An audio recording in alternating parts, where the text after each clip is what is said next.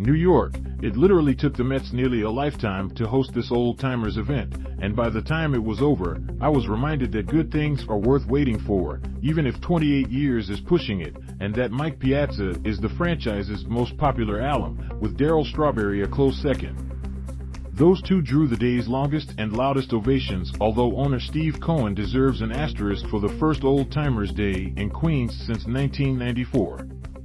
Not only was he cheered while joining the old guys for a team photo, but several of them went out of their way to thank Cohen for officially ending the Wilpon era. Neither Fred nor Jeff ever saw fit to throw a homecoming. Cohen, on the other hand, picked up the tab for airfare and hotel accommodations for all 65 players in attendance on Saturday.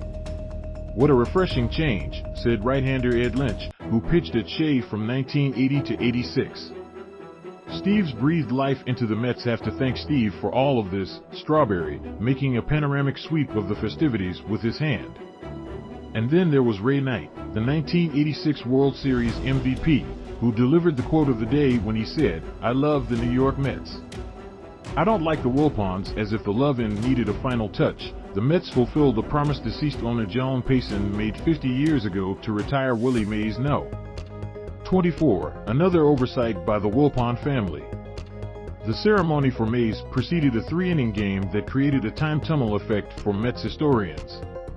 The images were pure gold, like Pedro Martinez greeting Doc Gooden with a big hug, or Gooden and Piazza paired as battery mates, or Mookie Wilson running down drives like Ed Koch was still mayor, or Bartolo Colon popping the glove during his warm-ups, serving notice to anyone looking for a strike-throwing veteran that he's still got it. Here are a few other notable nuggets and observations from an upbeat occasion at City. The Mets beat the Rockies 3-0, by the way. Mike Piazza, toast of the town. The Yankees have historically used old-timers events as a gauge of a player's legacy.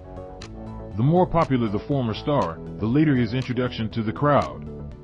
Joe DiMaggio held the honors for decades. He was always the last bomber out of the dugout. Then it was Yogi Berra after Joltin Joe's passing in 1999. Someday it will be Derek Jeter, if and when he ever decides to attend an old-timers game. The Mets had an easy choice with Piazza. He's a Hall of Famer, an integral part of the 2000 team that went to the World Series and is still enormously popular with fans. He also still cuts an imposing figure in uniform.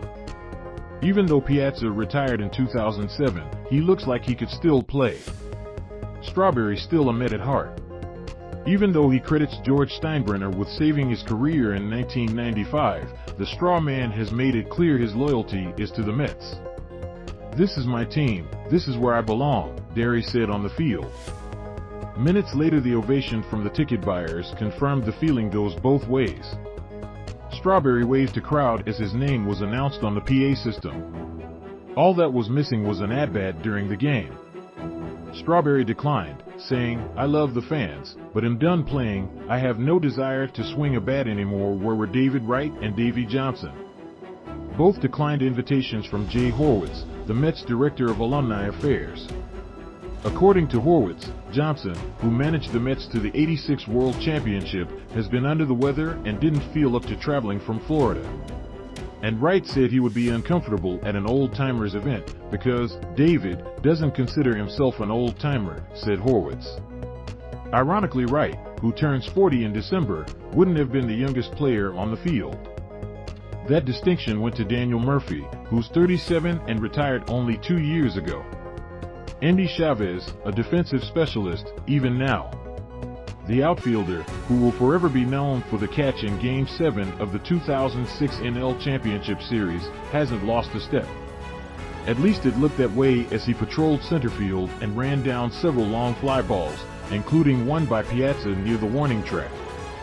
"Every day," Chavez said with laugh, when asked how often fans remind him of the nearly impossible grab that nearly sent the Mets to the World Series 16 years ago. The 44-year-old Chavez last played with the Mariners in 2014. But like Piazza, you wouldn't guess his age based on his athleticism.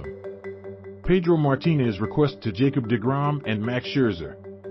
The great Pedro, who pitched in Flushing from 2005 to 2008, spoke of the unfinished business of his years with the Mets, never having won a pennant in Flushing.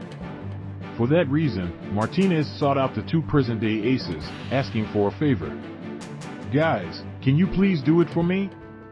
is what Pedro said.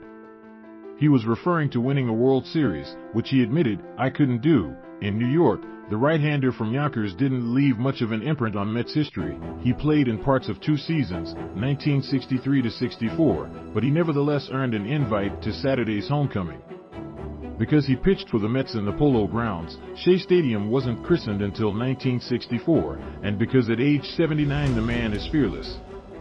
Not only did Dillon pitch to two batters, he threw strikes and nimbly backed up home plate after a base hit to center with runners in scoring position.